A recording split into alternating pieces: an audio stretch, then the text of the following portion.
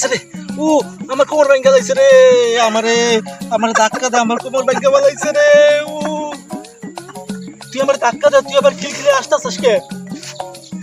শরীরে কিছু নাই, শরীরে কিছু নাই। দেখছাও আমার শরীরে কিরকম শক্তি, পাহাড় পর্বত বিলের সুহাইটে যে বের গেলে উঠে যায়। আর তোমার শরীরে কিছু নাই।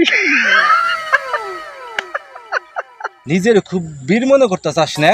হ্যাঁ, ওই আমি রাস্তা দাইতে যাইতেছি, তুই আমার ধাক্কাটা ফালাই দিবি কে? কি হয়েছে? একটু সোয়া লাগছে আর পড়ে গেছাও নাই। খাওয়ান লাগে প্রতিদিন দুধ খাইতে হয়, ঘি খাইতে হয়। তুই আমারে ধাক্কাটা ফালাই দিয়ে আবার তুই খিলখিলে আসতাছাস? হ্যাঁ, তোরে কিন্তু আজকে শেষ করে আলাম রে। কি রে, এ কি পাগল হল নাকি রে?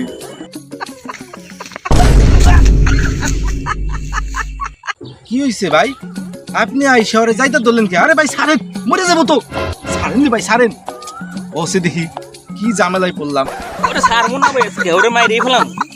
আরে ভাই কি হইছে এটা তো কোন ভাই? ওরে ছাড়েন ভাই, উঠেন। আপনার কাহিনী দেখি ভাই, আপনি আইসাই জোরে যাইতা ধরলেন, কি হইছে ভাই? একটু কইলা কোনছে?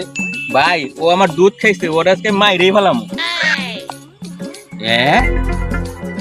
ও আপনি দুধ খাইছে? কি কয়?